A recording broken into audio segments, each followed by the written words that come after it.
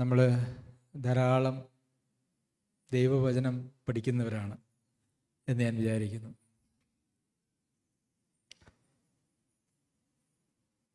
ദൈവവചനത്തിൻ്റെ പ്രാധാന്യത്തെക്കുറിച്ച്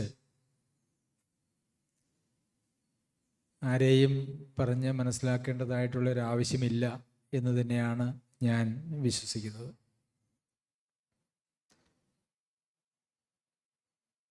എന്നാൽ ഈ ദൈവത്തിൻ്റെ വചനം, കർത്താവിൻ്റെ വചനത്തിൻ്റെ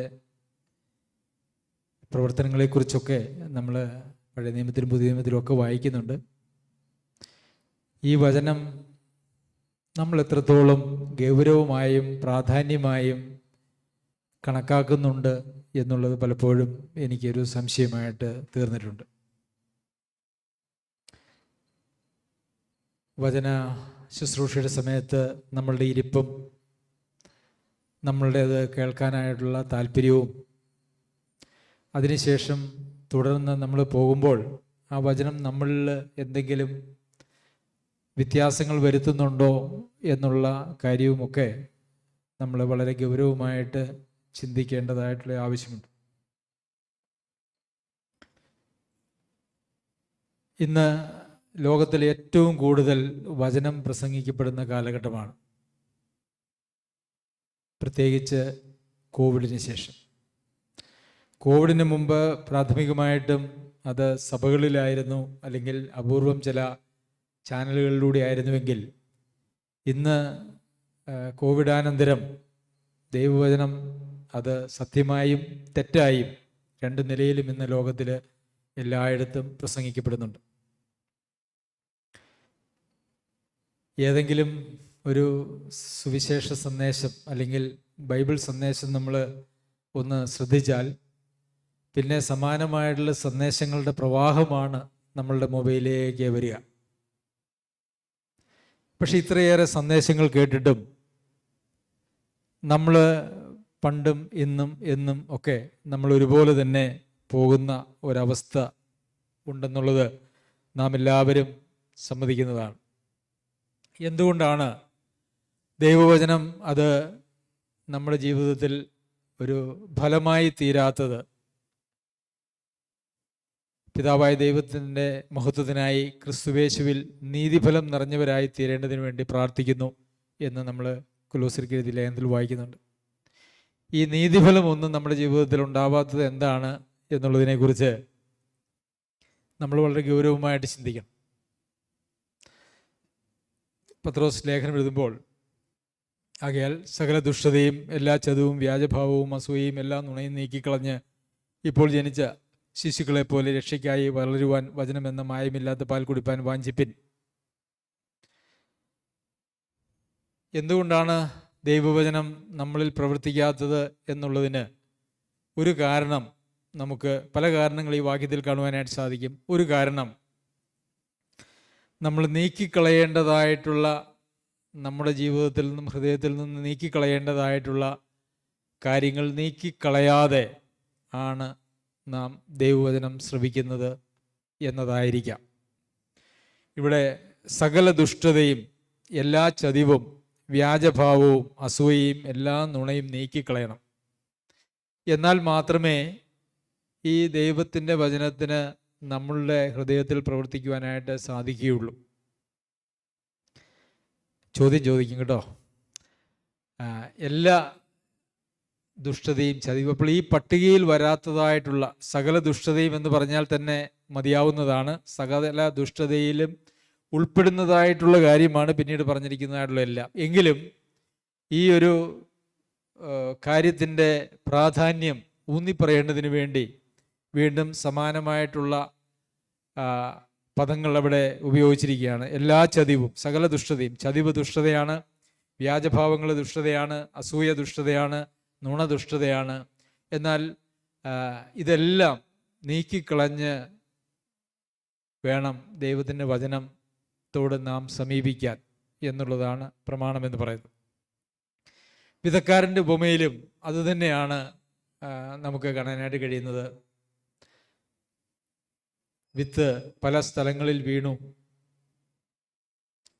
എന്നാൽ അത് ഫലം കായ്ച്ചത് നമ്മൾ വായിക്കുന്നത് ഗുണമുള്ള നല്ല ഹൃദയത്തിൽ വീണ വിത്ത്. അങ്ങനെ തന്നെയാണ് എഴുതിയിരിക്കുന്നത്. ഗുണമുള്ള നല്ല ഹൃദയത്തിൽ വീണ വിത്ത് അത് 100, 60, 30 മേനി ഫലം കായ്ച്ചു. അപ്പോൾ ഈ വിത്ത് വീഴുന്നത് ഈ ദുഷ്ടതയും ചതിവും വ്യാജഭാവവും അസൂയയും നുണയും ഒക്കെ ഉള്ള സ്ഥലത്താണെങ്കിൽ അത് അവിടെ അതിന് നിൽക്കുവാനായിട്ട് സാധിക്കുകയില്ല. നമുക്കറിയാം, ഒരു പാത്രത്തിൽ മോശമായിട്ടുള്ള എന്തെങ്കിലും വിഷമോ അല്ലെങ്കിൽ എന്തെങ്കിലും മോശമായിട്ടുള്ള എടുത്തേച്ച് അതിനകത്തേക്ക് പാലൊഴിച്ചാൽ പിന്നെ അത് ആർക്കെങ്കിലും പ്രയോജനം ചെയ്യുമോ? ഇല്ല, ആർക്കും പ്രയോജനം ചെയ്യില്ല. എത്ര നല്ലതാണ് അതിനകത്തേക്ക് ഒഴിച്ചതെങ്കിലും ആ നന്മ മുഴുവൻ അവിടെ അവസാനിക്കുകയാണ്. എന്ന് പറഞ്ഞതുപോലെ ഇതുപോലെയുള്ള തെറ്റായിട്ടുള്ള ഭാവങ്ങളും സ്വഭാവങ്ങളും മനോഭാവങ്ങളുമാണ് നമ്മുടെ ജീവിതത്തിൽ നിറഞ്ഞിരിക്കുന്നതെങ്കിൽ വചനമെന്ന മായമില്ലാത്ത പാൽ അങ്ങോട്ട് ഒഴിച്ചു കഴിയുമ്പോൾ ആ വചനം മായം കലർന്നതായിട്ട് തീരും. അല്ലേ? എങ്ങനെയൊക്കെയാണ് അത് മായം കലരുന്നതെന്നറിയാമോ? ചില ഉദാഹരണങ്ങൾ ഞാൻ പറയാം. ഒന്ന്, അതിനെ മായം കലർത്തുന്നത് ഈ നിന്ന് പ്രസംഗിക്കുന്നതായിട്ടുള്ള ആള് ഇങ്ങനെയാണോ ജീവിക്കുന്നത് എന്നുള്ള ഒരു ചിന്ത. എങ്ങനെ? ഈ വ്യാജഭാവങ്ങളും ദുഷ്ടതയും അസൂയയും ഒക്കെ ഹൃദയത്തിൽ കിടക്കുമ്പം ആദ്യം അതിനകത്ത് മായം ചേർക്കുന്നത് ഇദ്ദേഹം അങ്ങനെയാണോ ജീവിക്കുന്നത് എന്നുള്ള ചിന്ത നമ്മളിലേക്ക് വരും. പിന്നെ മായം ചേർക്കുന്നതായിട്ടുള്ള വേറെ വഴികളുണ്ട്. ഇദ്ദേഹത്തിന് ഇത് മാത്രമേ പറയാനുള്ളൂ, ഇതൊക്കെ എത്ര കാലമായിട്ട് ഞങ്ങൾ കേൾക്കുന്നു, ഞങ്ങളിത് വായിച്ച് കാണാപ്പാടം. അല്ലെ, മിക്കവാറും എല്ലാവർക്കും ഈ വാക്യം കാണാപ്പാടമാണ്. കാരണം ഇത് പല പ്രാവശ്യം ഈ വേദിയിൽ തന്നെ അനേകം ആളുകൾ പറഞ്ഞിട്ടുള്ളതാണ്. അപ്പോൾ നമ്മൾ അവിടെയും മായം ചേർത്തു. എന്താ മായം ചേർത്തേ? ഒന്ന്, ആളുടെ യോഗ്യതയെ ചോദ്യം ചെയ്തു. 2, ഇത് കേട്ട് മടുത്തതായിട്ടുള്ളൊരു കാര്യമാണ്. അപ്പോൾ നമ്മളെന്താ, നമ്മളുടെ ഉള്ളിലെ മടുപ്പ് എന്ന് പറയുന്ന ദൈവവചനത്തോടുള്ള ബഹുമാനമില്ലായ്മയിലേക്കാണ് നമ്മൾ ഈ പാല് വന്ന് വീണത്. വചനമെന്ന മായമില്ലാത്ത പാല്. അപ്പോൾ എന്തു പറ്റി? അത് മായം, ആ വചനം പ്രയോജനമില്ലാത്തതായത് കുടിക്കാൻ കൊള്ളുകയില്ല. പിന്നെയും മായം ചേർക്കുന്ന വഴികളുണ്ട്. അല്ലേ? ഇന്ന് ഇത് കേൾക്കേണ്ട സഹോദരനോ സഹോദരി ഇന്ന് വന്നില്ല, ഇന്ന് ആ സ്ത്രീയോ സഹോദരനോ സഹോദരിയോ ഉണ്ടായിരുന്നുവെങ്കിൽ ഇത് നല്ലൊരു മെസ്സേജ് ആയിരുന്നു എന്ന് പലപ്പോഴും തോന്നാറുണ്ടോ? ഉണ്ടോ? ഉണ്ട്. അവിടെയും നമ്മൾ മായം ചേർത്തു. നമ്മൾ എന്തിനാ ഈ വചനം ഉപയോഗിച്ചേ? നമ്മളെ വിധിക്കുന്നതിന് പകരം മറ്റ് നമുക്കൊരു പക്ഷേ താല്പര്യമില്ലാത്ത ആളുകളെ വിധിക്കുന്നതിന് ഉപയോഗിച്ചു. അങ്ങനെ താല്പര്യമില്ലായ്മ വരിക എന്ന് പറയുന്നത് പോലും അതൊരു സഭയിൽ ഒരിക്കലും അനുവദിക്കപ്പെട്ടിട്ടില്ലാത്ത ഒരു കാര്യമാണ്. എൻ്റെ ഒരു സഹോദരനോടോ സഹോദരിയോടോ എനിക്ക് താല്പര്യമില്ല എന്ന് പറയുന്ന ഒരു കാര്യം ഒരു സഭയിൽ ഒരിക്കലും ഉണ്ടാകാൻ പാടില്ലാത്ത ഒരു കാര്യമാണ്. എല്ലാവരെയും സ്നേഹിക്കാനും, ഈ കയ്യെ താല്പര്യമില്ല, നിങ്ങളുടെ ഏതെങ്കിലും ഒരു അവയവം മറ്റൊരു അവയവത്തെക്കുറിച്ച് താല്പര്യമില്ല എന്ന് പറഞ്ഞിട്ടുണ്ടോ, ചിന്തിച്ചിട്ടുണ്ടോ? ഇല്ല, ഒരിക്കലുമില്ല. അപ്പോൾ അവിടെയും നമ്മൾ വചനത്തിൽ മായം ചേർത്തു. പിന്നെ എങ്ങനെയാ? പിന്നെ മായം ചേർക്കുന്ന വഴിയുണ്ട്. ഇത് ഇങ്ങനെയല്ലല്ലോ പഠിപ്പിച്ചത്, അല്ലേ? വചനത്തെ ചോദ്യം ചെയ്യുന്ന മനോഭാവങ്ങളുണ്ട്. ഇത് ശരിയായിട്ടുള്ള ഉപദേശമല്ല എന്ന് പറഞ്ഞുകൊണ്ട് ആ ഉപദേശത്തെ തള്ളിക്കളയുന്നതായിട്ടുള്ള ആളുകളുണ്ട്. നമ്മൾ പലപ്പോഴും ഈ വേദിയിൽ പറഞ്ഞിട്ടുള്ളതായിട്ടുള്ളൊരു കാര്യമുണ്ട്. നമ്മളിവിടെ പറയുന്ന ഏതെങ്കിലും കാര്യത്തെക്കുറിച്ച് എന്തെങ്കിലും നിങ്ങൾക്ക് മനസ്സിലാകായ്മയോ ഉണ്ടാകില്ല, സ്വാഭാവികമാണ്. നമ്മളുടെയൊക്കെ ആത്മീയ പരിജ്ഞാനം തുല്യമല്ല, അത് പൂർണ്ണതയുള്ളതുമല്ല. എല്ലാ മനുഷ്യരും രക്ഷിക്കപ്പെടുവാനും സത്യത്തിൻ്റെ പരിജ്ഞാനത്തിൽ എത്തുവാനും കർത്താവ് ആഗ്രഹിക്കുമ്പോൾ ആ സത്യത്തിൻ്റെ പരിജ്ഞാനത്തിലെത്തിയതായിട്ടുള്ള ആരും ഈ സഭയിലില്ല. ഇവിടെ വചനം പഠിപ്പിക്കുന്ന ആരും അങ്ങനെ സത്യത്തിൻ്റെ പരിജ്ഞാനത്തിൽ പൂർണ്ണതയിൽ എത്തിയിട്ടുള്ള ആളുകളല്ല. അപ്പോൾ നമുക്ക് സംശയങ്ങളോ പ്രശ്നങ്ങളോ ഒക്കെ ഉണ്ടെങ്കിൽ അത് പ്രാർത്ഥനയോടെ സൗമ്യതയോടെ ഇരുന്ന് സംസാരിച്ച് ആ പ്രശ്നങ്ങൾ തീർക്കാനായിട്ട് നമുക്ക് ഉള്ള അവസരം ഇവിടെയുണ്ട്. ആരും പഠിപ്പിക്കുന്നതിനെ ഒന്നും ചോദ്യം ചെയ്യരുതെന്നോ അതിനെക്കുറിച്ചൊരു സംശയം ചോദിക്കരുതെന്നോ ഒന്നും നമ്മൾ ആരോടും പറയാറില്ല. എനിക്ക് ചില സംശയങ്ങൾ വരുമ്പോൾ ഞാൻ സഹോദരനെയോ അല്ലെങ്കിൽ അതുപോലെ പ്രാപ്തിയുള്ള സഹോദരന്മാരെ വിളിച്ച് ഞാൻ ചോദിക്കുകയും സംശയ നിവാരണം നടത്തുകയും ചെയ്യാറുണ്ട്. അപ്പോൾ വചനത്തെ നേരെ എതിർത്ത് പറയുക, അത് ശരിയല്ല എന്ന് പറയുക. അപ്പം ഞാൻ ഇവിടെ എന്തുകൊണ്ടാണ് അങ്ങനെ പറഞ്ഞത്? അങ്ങനെ ആരെങ്കിലും ഇവിടെ പ്രസംഗിക്കുന്ന വചനത്തെക്കുറിച്ച് അത് ശരിയല്ല എന്ന് പറഞ്ഞിട്ടുണ്ടോ എന്ന് ചോദിച്ചാൽ, പ്രിയമുള്ളവരെ, പറഞ്ഞിട്ടുണ്ട്. അത് അറിഞ്ഞതുകൊണ്ട് തന്നെയാണ് ആ ഒരു കാര്യം പറയുന്നത്. അങ്ങനെ ഇവിടെ നമ്മളോട് ചോദിച്ച് സംശയം തീർക്കാനായിട്ട് പറ്റാതെ മറ്റ് സ്ഥലങ്ങളിൽ പോയി അവർ പഠിപ്പിക്കുന്നത് ശരിയല്ല എന്ന് പറയുമ്പോൾ ഒരിക്കലും ഒരു ശരീരത്തിൻ്റെ അവയവമായിട്ടിരിക്കുന്നുവെങ്കിൽ അതൊരിക്കലും സാധിക്കുകയില്ല. എന്നാൽ പൊതുവിൽ അങ്ങനെയുള്ള പ്രശ്നങ്ങളൊക്കെ അത്യപൂർവമാണ് നമ്മുടെ സഭയിൽ എന്നുള്ളതുകൊണ്ട് ഞാൻ ദൈവത്തെ സ്തുതിക്കുന്നു. ഒറ്റപ്പെട്ട സംഭവങ്ങൾ മാത്രമാണ് അതിനെ സംബന്ധിച്ച് നമ്മൾ ആവശ്യമായിട്ടുള്ള നിർദ്ദേശങ്ങളൊക്കെ കൊടുത്തിട്ടുമുണ്ട്. അതുകൊണ്ട് അങ്ങനെയുള്ള കാര്യങ്ങൾ ആവർത്തിക്കപ്പെടില്ല എന്ന് ഞാൻ വിചാരിക്കുന്നു. ഇത്, പ്രിയമുള്ളവരെ, സഭ എന്ന് പറയുന്നത് കർത്താവിൻ്റെയാണ്, നമ്മളുടെ ആരുടെയും അല്ല. നമ്മുടെ സഭയല്ല നമ്മൾ പണിയുന്നത്, നമ്മുടെ ആരുടെയും സഭയല്ല, അത് കർത്താവിൻ്റെ സഭയാണ്. അപ്പോൾ ജോസഫ് നമ്മളെ ഓർമ്മിപ്പിച്ചതുപോലെ കർത്താവിൻ്റെ സഭയാണ് പണിയപ്പെടുന്നതെങ്കിൽ അതിന് കർത്താവിൻ്റെ പ്രമാണങ്ങൾ, കർത്താവ് വെച്ചിരിക്കുന്ന പ്രമാണങ്ങൾ അതിന് ആവശ്യമാണ്. അപ്പോൾ നമ്മൾ വചനത്തിൽ മായം ചേർക്കുന്നതായിട്ടുള്ള പല പല വഴികളാണിത്.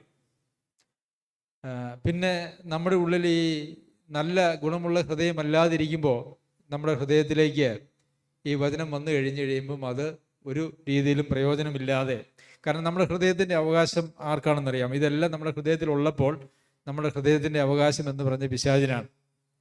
അപ്പോൾ ദൈവമക്കളുടെ ഹൃദയത്തിൽ പിശാചിന് എന്ത് അവകാശം എന്ന് ചോദിച്ചാൽ, പിശാചിനുള്ളതൊക്കെ അവിടെ ഉണ്ടെങ്കിൽ അവനാണ് അവകാശം. അത് ചിന്തിച്ചിട്ടുണ്ടോ? നമ്മുടെ ഹൃദയത്തിൽ എന്താണോ ഇരിക്കുന്നത് അതിന്മേലുള്ള അവകാശം ആർക്കാണോ, പിശാചിന് ഇടം കൊടുക്കരുത് എന്ന് നമ്മൾ എഫേസ്യർക്ക് എഴുതിയ ലേഖനത്തിൽ വായിക്കുന്നുണ്ട്, 5-ാം അധ്യായത്തിൽ. പിശാചിന് ഇടം കൊടുക്കരുത്. അപ്പം അതിൻ്റെ അർത്ഥം എന്താ? പിശാചിന് നമ്മുടെ ജീവിതത്തിൽ ഇടം കൊടുക്കാനായിട്ട് സാധിക്കും. അപ്പോൾ പിശാചിന് ഇടം കൊടുക്കരുത് എന്ന് പറയുമ്പോൾ പിശാചിന് ഇടം കൊടുക്കാൻ സാധിക്കുമെന്നുള്ളത് കൊണ്ടാണ് അങ്ങനെ പറഞ്ഞിരിക്കുന്നത്. അപ്പോൾ നമ്മളിൽ ഈ അസൂയയും നുണയും വ്യാജഭാവങ്ങളും ദുഷ്ടതയൊക്കെ ഉണ്ടെങ്കിൽ ദൈവത്തിന് അവകാശപ്പെട്ടതായിട്ടുള്ള ഒന്നും അവിടെ വരുന്നില്ല, മറിച്ച് ദുഷ്ടന് അവകാശപ്പെട്ടതായിട്ടുള്ള എല്ലാം അവിടെയുണ്ട്. അപ്പോൾ ഈ നമുക്കറിയാം, ഈ വേസ്റ്റൊക്കെ ഉള്ളിടത്ത് എന്താണ് സാധാരണ വരിക? എന്താ സാധാരണ വരിക? ഈച്ച, അല്ലേ? മണികണ്ഠൻ ഈച്ച. മണികണ്ഠൻ ഈച്ച എന്ന് പറഞ്ഞു കഴിഞ്ഞാൽ ഭയങ്കരമായിട്ടുള്ള രൂക്ഷഗന്ധമുണ്ടെങ്കിൽ അവിടെ എന്ത് വരും? മണികണ്ഠൻ ഈച്ച വരും. ഞാൻ ഈ ഗോബർ ഗ്യാസ് പ്ലാന്റ് ഇടാനായിട്ട് കുറച്ച് വേസ്റ്റ് കൊണ്ട് അവിടെ വെച്ചു. അപ്പോൾ അത് അതിനകത്ത് ഇടാനായിട്ട് താമസിച്ചു പോയി. അപ്പം നമ്മുടെ ബേബി സഹോദരൻ്റെ പൂച്ച ഇതിലേ വന്നു. പൂച്ച ഇതിലേ വന്ന് ഈ ആ വേസ്റ്റിൻ്റെ അടുത്തുനിന്ന് വന്നേച്ച ആ പൂച്ച അതിൻ്റെ കൈ എടുത്ത് ഇങ്ങനെ തട്ടി അതിൻ്റെ മൂക്കിൽ തട്ടിയേച്ച് പോയി. ആ പൂച്ചയ്ക്ക് പോലും അതിൻ്റെ ഗന്ധം സഹിക്കാൻ പറ്റിയില്ല. മൂക്ക് പൊത്തിപ്പിടിക്കാനായിട്ട് പൂച്ചയ്ക്ക് അങ്ങനെ അറിയില്ലല്ലോ, നമുക്കൊക്കെ വേണമെങ്കിൽ മൂക്ക് പൊത്തിപ്പിടിക്കാനായിട്ട് കഴിയും. അപ്പോൾ നമ്മളുടെ ഉള്ളിൽ ദുഷ്ടതകളും നിഗളവും വ്യാജഭാവങ്ങളും അസൂയയും ഒക്കെയാണ് ഉള്ളതെങ്കിൽ അത് ആകർഷിക്കുന്നത് അതിന് ചേരുന്ന ജീവികളെയാണ്. അതിന് ചേരുന്ന ജീവി എന്ന് പറയുന്നത് ദുഷ്ടനാണ്. അപ്പോൾ അതുകൊണ്ട് ഇത് നമ്മുടെ ഹൃദയത്തിലുണ്ടെങ്കിൽ ദൈവവചനം നമ്മൾ എത്ര വർഷം എത്രത്തോളം കേട്ടാലും ഇത് നമുക്ക് ഉപകാരമായിട്ട് വരികയില്ല. പിന്നെ മറ്റൊരു പ്രശ്നം എന്ന് പറയുന്നത്, നമുക്കൊക്കെ ഒത്തിരി വചനം കിട്ടി, അത് നമ്മളുടെ തലച്ചോറിലേക്ക് പോയി നമുക്ക് ഒത്തിരി വാക്യങ്ങൾ കാണാപ്പാടം അറിയാം, അല്ലേ? സഹോദരനെ സ്നേഹിക്കണം, സഹോദരനെ പകയ്ക്കുന്നവൻ കൊലപാതകനാണ്. അറിയത്തില്ലാത്ത ആരെങ്കിലും ഉണ്ടോ? ഇല്ല, എല്ലാവർക്കും അറിയാം, അല്ലേ? അതെവിടെ ഇരിക്കുന്നേ? നമ്മുടെ അറിവിലുണ്ട്. നമ്മൾ സഹോദരനെ പകയ്ക്കാറുണ്ടോ? ഉണ്ടോ? ഉണ്ടോ? ഒന്നും പറയുന്നില്ലല്ലോ ആരും. സഹോദരന്മാരോട് ചില പകയൊക്കെ ചിലപ്പോൾ തോന്നാറില്ലേ? ഉണ്ടല്ലേ? ഉണ്ട്. ഒരു സത്യമാണ്. ക്രിസ്തുവിൻ്റെ രക്തം സകല പാപങ്ങളെയും പോക്കി നമ്മെ ശുദ്ധീകരിക്കുന്നു. ഇച്ചിരി പക തോന്നാറുണ്ട്. അപ്പം നമുക്കറിയാം എന്താണ്, നമുക്ക് ബുദ്ധിയിൽ അറിയാം പകയ്ക്കരുതെന്ന്. അപ്പം നമ്മൾ അറിവില്ലാത്തത് കൊണ്ടാണോ പകയ്ക്കുന്നത്? അല്ല, അല്ലേ? ശരിയാണോ? ഞാൻ പറഞ്ഞത് കറക്റ്റ് അല്ലേ? നമുക്കറിയാം. അപ്പം നമ്മുടെ അറിവ് നമുക്ക് പ്രയോജനം ചെയ്യുന്നില്ല. സിമ്പിൾ അല്ലേ? മനസ്സിലാക്കാൻ എന്തെങ്കിലും ബുദ്ധിമുട്ടുണ്ടോ? നമ്മുടെ അറിവ് നമുക്ക് പ്രയോജനം ചെയ്യുന്നില്ല. നമുക്ക് ഒത്തിരി അറിയാം. താഴ്മയുള്ളവരായിരിക്കണം. അറിയത്തില്ലാത്ത ആരെങ്കിലും ഉണ്ടോ? വീട്ടിൽ, സഭയിൽ ഒക്കെ നമ്മളുടെ മനോഭാവം എങ്ങനെയാ? തങ്ക സിസ്റ്റർ ചിരിക്കുന്നുണ്ട്, ഭർത്താവ് ഇവിടെ ഇരുന്ന് കേൾക്കുന്നുണ്ട്, അതുകൊണ്ടായിരിക്കും. അപ്പം നമുക്കറിയാം, ഭാര്യമാർ ഭർത്താക്കന്മാർ കീഴടങ്ങിയിരിക്കണം, ഭർത്താക്കന്മാർ ഭാര്യമാരെ സ്നേഹിക്കണം, അതിൻ്റെ നിലവാരമൊക്കെ നമുക്കറിയാം. പക്ഷെ നമ്മുടെ അറിവ് നമ്മളെ സഹായിക്കുന്നില്ല. കാരണം ഈ വചനം പോയി ഇരിക്കുന്നത് എവിടെയാണെന്നറിയാമോ? അത് നമ്മുടെ തലയിലാണ്. ആ അറിവ് നമ്മളെ നിഗളികളായിട്ട് തീർക്കും. എങ്ങനെ തീർക്കും? വചനം പഠിപ്പിക്കുമ്പോൾ പറയും, ഇതൊക്കെ എത്ര കേട്ടിട്ടുള്ളതാണ്, ഇതൊക്കെ ഞങ്ങൾ എന്നേ പഠിച്ചിട്ടുള്ളതാണെന്ന് പറയും, അല്ലേ? ഇവിടെ എന്തെങ്കിലും കാര്യങ്ങൾ പുതിയതായിട്ട് പഠിപ്പിക്കുന്നുണ്ടോ? ഇല്ല. ഞാൻ വിചാരിക്കുന്നു കഴിഞ്ഞ 3-4 വർഷം പഠിപ്പിച്ച കാര്യങ്ങൾ തന്നെയാണ് പിന്നെയും നമ്മൾ പഠിപ്പിച്ചുകൊണ്ടിരിക്കുന്നത്. പക്ഷേ ഇത് നമ്മുടെ ഈ തലയിൽ നിന്ന് ഈ സാധനം മാറുന്നില്ല. അത് നമ്മൾ പഠിച്ച് കേട്ട് കേട്ട് കേട്ട് നമുക്കെപ്പോഴും പുതിയത് എന്തെങ്കിലും കേൾക്കാനുണ്ടെങ്കിൽ അതിനോട് ഭയങ്കര താല്പര്യമാണ്. എന്തെങ്കിലും ദൈവവചനം പറയുമ്പോൾ അതിനകത്ത് എന്തെങ്കിലും പുതിയതായിട്ട് ആദ്യമായിട്ട് എന്തെങ്കിലും കേൾക്കുന്നുണ്ടെങ്കിൽ നമുക്ക് താല്പര്യം. അന്നത്തെ വചന ശുശ്രൂഷയെക്കുറിച്ച് പറയും, ഇന്ന് പുതിയ നല്ല കാര്യങ്ങൾ കിട്ടി, പുതിയ ചില ആലോചനകൾ കിട്ടി എന്നൊക്കെ നമ്മൾ ചിന്തിക്കും. പക്ഷെ അത് എവിടേക്ക് പോകുന്നത്? അതും പോകുന്നത് നമ്മുടെ തലച്ചോറിലേക്കാണ്. പക്ഷെ വിശ്വാസം എന്ന് പറയുന്നത് എവിടെയാണെന്നറിയാമോ? വിശ്വാസം എവിടെയാ? ഹൃദയത്തിലാണ്, അല്ലേ? രക്ഷിക്കപ്പെടുമ്പോൾ എവിടെ കൊണ്ട് വിശ്വസിക്കാനാ പറഞ്ഞേ? ഹൃദയം കൊണ്ട് വിശ്വസിക്കാനാ പറയുന്നത്, അല്ലേ? വായ് കൊണ്ട് ഏറ്റു പറയാൻ പറയുന്നുണ്ട്. അപ്പോൾ അത് ഏറ്റുപറച്ചിലിന് ഹൃദയം വേണ്ടേ? ഹൃദയം നിറഞ്ഞു കവിയുന്നത് അത്രേ വായ് പ്രസ്താവിക്കുന്നത്. അപ്പം നമ്മൾ ഏറ്റു പറയുന്ന കാര്യവും എവിടെ നിന്ന് വരുന്നതാ? അത് ഹൃദയത്തിൽ നിന്ന് വരുന്നതാ. അപ്പം നമ്മൾ കേൾക്കുന്നതായിട്ടുള്ള വചനം കേവലം നമ്മുടെ അറിവായി നമ്മുടെ തലമണ്ടയിൽ ഇരിക്കുന്നിടത്തോളം കാലം ഇത് നമുക്ക് ഒരു പ്രയോജനം ചെയ്യുകയില്ല എന്ന് മാത്രമല്ല, ഇത് നമുക്ക് ദോഷം ചെയ്യുകയും ചെയ്യും. വചനത്തിൻ്റെ കേൾവി അത് നമ്മളുടെ ഹൃദയത്തിലേക്ക് പോകുന്നില്ല എങ്കിൽ, ആത്മാവിലേക്ക് പോകുന്നില്ല എങ്കിൽ അത് നമുക്ക് ഗുണം ചെയ്യില്ല, അത് നമുക്ക് ദോഷം ചെയ്യും. ഗുണം ചെയ്യില്ല എന്നുള്ളത് മാത്രമായിരുന്നുവെങ്കിൽ എന്നെങ്കിലും അത് ഗുണം ചെയ്യുമെന്നുള്ള പ്രതീക്ഷയ്ക്കെങ്കിലും വകയുണ്ടായിരുന്നു. ഇതങ്ങനെയല്ല, അത് നമുക്ക് ദോഷവും ചെയ്യും. കർത്താവ് നമുക്ക് മാനസാന്തരപ്പെടാനായിട്ട് ധാരാളം അവസരങ്ങൾ തരും. എന്നാൽ ആ സത്യത്തിൻ്റെ വചനം നമ്മൾ കൂടെ കേട്ടിട്ടും അത് ശ്രദ്ധിക്കാനോ മാനസാന്തരപ്പെടാനോ നാം തയ്യാറില്ല എങ്കിൽ വ്യാജം വിശ്വസിക്കുമാറ് ഭോഷ്കിൻ്റെ ആത്മാവിനെ ദൈവം അയക്കുമെന്നാണ്. പിന്നെ നമുക്ക് ഒരിക്കലും സത്യം മനസ്സിലാക്കാൻ പറ്റില്ല, ഒരിക്കലും മനസ്സിലാക്കാൻ പറ്റില്ല. പ്രിയമുള്ളവരെ, നമ്മൾ ഒത്തിരി വചനം പഠിച്ചിട്ടുണ്ട്. ഇത് എവിടെയാണ് കിടക്കുന്നത്? നമ്മുടെ തലച്ചോറിലാണോ? നമ്മുടെ ആത്മാവിലാണോ? ആത്മാവിൽ വീണ്ടും ജന്മം പ്രാപിച്ച ആളുകൾക്ക് മാത്രമേ ആ വചനം അങ്ങോട്ട് സ്വീകരിക്കാനായിട്ട് കഴിയുകയുള്ളൂ. അത് ആത്മാവിലേക്ക് വന്ന് നമ്മളെ രൂപാന്തരപ്പെടുത്തുന്നില്ല എങ്കിൽ നാം വീണ്ടും ജന്മം പ്രാപിച്ചിട്ടുണ്ടോ എന്നുള്ളത് പോലും നാം പരിശോധിക്കേണ്ടത് ആവശ്യമാണ്. ഞാൻ വീണ്ടും ജന്മം പ്രാപിച്ചതാ, രക്ഷിക്കപ്പെട്ടതാ എന്നൊക്കെ നമ്മളങ്ങനെ വ്യാജമായി വിശ്വസിച്ചുകൊണ്ട് പോയി അവസാനം ദൈവത്തിൽ നിന്നും എന്നേക്കുമായിട്ട് വേർപെട്ടു പോകേണ്ടുന്നതായിട്ടുള്ള അവസ്ഥ ഉണ്ടാവരുത്. നമ്മൾ നമ്മുടെ വിളിയും തിരഞ്ഞെടുപ്പും ഉറപ്പാക്കണം എന്നുള്ളത് തന്നെയാണ്. ഇനി വിശ്വാസത്തിൽ തന്നെയാണോ നാം ഇരിക്കുന്നത് എന്നുള്ളത് നമ്മൾ ഉറപ്പാക്കേണ്ടതായിട്ടുള്ള ആവശ്യമുണ്ട്. ശരി, വീണ്ടും പത്രോസ് അപ്പോസ്തലൻ ഇവിടെ പറയുന്ന കാര്യം, ഇപ്പോൾ ജനിച്ച ശിശുക്കളെ പോലെ രക്ഷയ്ക്കായി വളരുവാൻ വചനമെന്ന മായമില്ലാത്ത പാൽ കുടിപ്പാൻ വാഞ്ചിപ്പിൻ. ദൈവവചനത്തോടൊരു ആർത്തി നമുക്ക് നമ്മുടെ ജീവിതത്തിലുണ്ടോ? ഞാൻ ഇതിനു മുമ്പും ഇതിവിടെ ചോദിച്ചതായ ഒരു ചോദ്യമാണ്.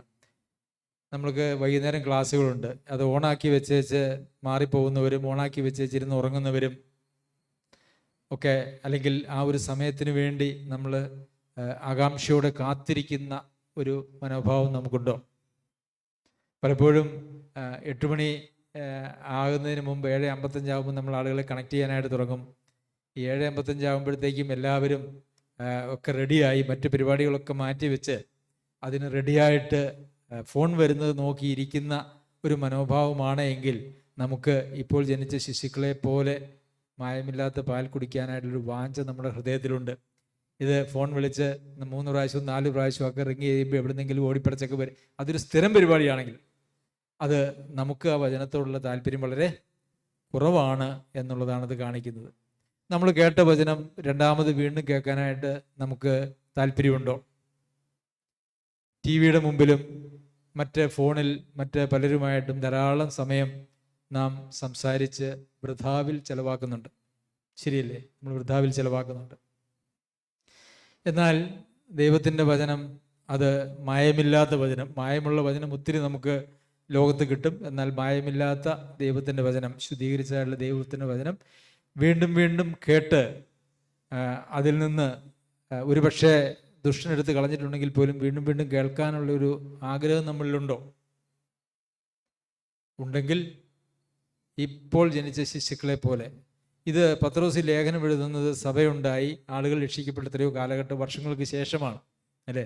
രക്ഷിക്കപ്പെട്ട ഉടനെ തന്നെ നമ്മൾ ശിശു പാല് കുടിക്കുന്നൊക്കെ പറയുമ്പം രക്ഷിക്കപ്പെട്ടു വന്ന പുതിയ വിശ്വാസികൾ നല്ല ഉത്സാഹത്തോടു കൂടി പഠിക്കണം.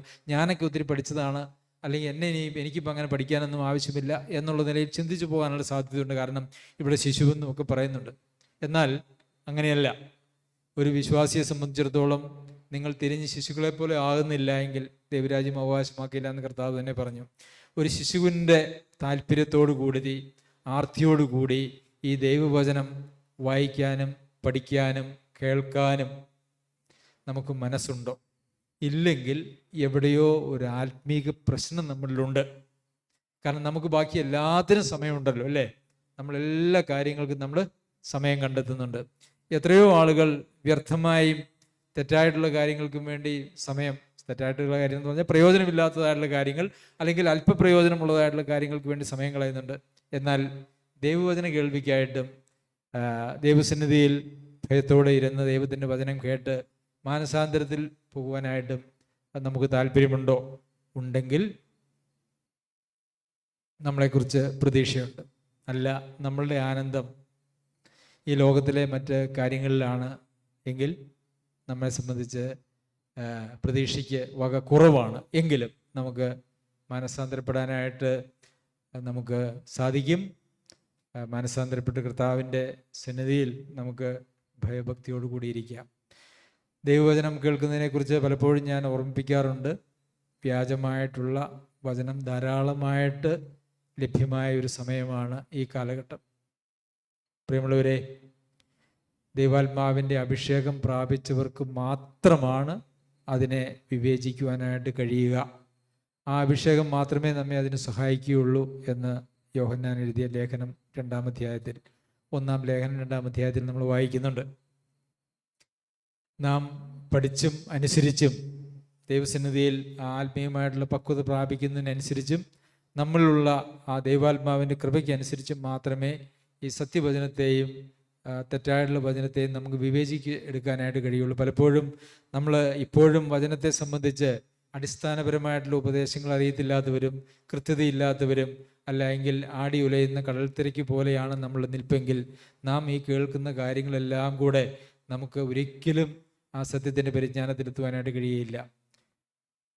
കേൾക്കുന്ന വചനത്തെ ദൈവവചനത്തിൻ്റെ വെളിച്ചത്തിൽ ആത്മാവിൻ്റെ സഹായത്തോടു കൂടി അതിൻ്റെ ശരിതെറ്റുകളെ വിവേചിക്കാൻ പ്രാപ്തിയില്ലാത്ത ആളുകൾ ആരും അങ്ങനെ കാഷ്വലായിട്ട് പോലും വ്യാപകമായിട്ട് കിട്ടുന്നതായിട്ടുള്ള സന്ദേശങ്ങൾ കേൾക്കരുത്. അത് നമ്മെ ഗുണത്തിലേക്കല്ല, അത് നമ്മളെ ദോഷത്തിലേക്കും തെറ്റിദ്ധാരണയിലേക്കും ഒക്കെ നമ്മളെ നയിക്കും. ആത്മീയമായിട്ടുള്ളൊരു പ്രയോജനവും നമുക്ക് അതുകൊണ്ട് കിട്ടുകയില്ല. ശരി, ദൈവജനത്തെ ഗൗരവത്തോടു കൂടി എടുക്കാം. സർവശക്തനായ ദൈവം നമ്മെ എല്ലാവരെയും സഹായിക്കുമാറാകട്ടെ.